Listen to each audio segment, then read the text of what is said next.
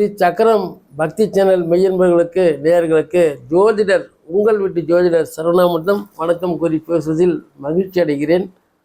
பொதுவாக சமுதாயத்தில் யாருக்கு மதிப்பு அதிகம் என்பதை குறித்து இங்கே தெளிவாக குறிப்பிடப்பட்டிருக்கும் செய்தி என்னவென்றால், 10ஆம் இடத்து அதிபதி நல்ல நிலையில் இருக்க வேண்டும். 10ஆம் இடத்து அதிபதி நல்ல நிலையில் இல்லாவிட்டாலும் கூட 11ஆம் இடத்து அதிபதி நல்ல நிலையில் இருந்தால் அவர் உழைக்காமலே எந்த வேலை செய்யாமல் லாபங்கள் வந்து கொண்டே இருக்கும். 10ஆம் அதிபதி நல்ல நிலையில் இருந்தால் கூட 11ஆம் வீட்டு அதிபதி சரியாக இல்லை என்றால் கூட உழைப்புக்கேற்ற ஊதியம் கூட கிடைக்காது. மனம் சலிப்பும் சஞ்சலமும் இருக்கும். ஆக சமுதாயத்தில் சொல்லப்போனால் புகழ்பெற்ற மனிதராக இருப்பார். ஆனால் வீட்டில் அவருடைய சொல் எடுபடாது.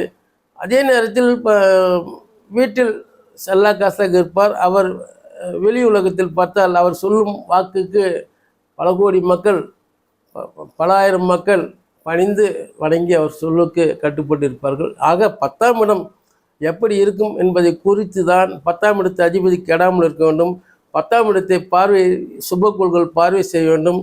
ஆக 10ஆம் இடம் என்பது என்னவென்றால் 1, 4, 7, 10 கேந்திரம். அந்த கேந்திரத்தின் அதிபதி சிறப்பாக இருக்க வேண்டும், சிறப்பான இடத்தில் இருக்க வேண்டும், அவர்களை சிறப்பான சுபக்கோள்கள் பார்வை செய்ய வேண்டும். இப்படி பார்வை செய்தாலே 10ஆம் இடம் சிறப்பாக இருக்கும்.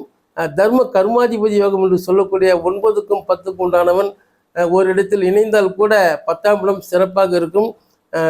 பொதுவெளியில் சமுதாயத்தில் பேரும் புகழும் கிடைக்கும் என்பதை பக்தி சேனல் மெய்யன்பர்கள் கூறுவதில் ஜோதிடர் சரவணன் மகிழ்ச்சி அடைகிறேன்.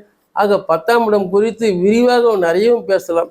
ஆக இந்த செய்தி உங்களுக்கு தெரிவிப்பதில் மகிழ்ச்சி அடைகிறேன். ஜோதிடர் சரவணன் உங்கள் வீட்டு ஜோதிடர்.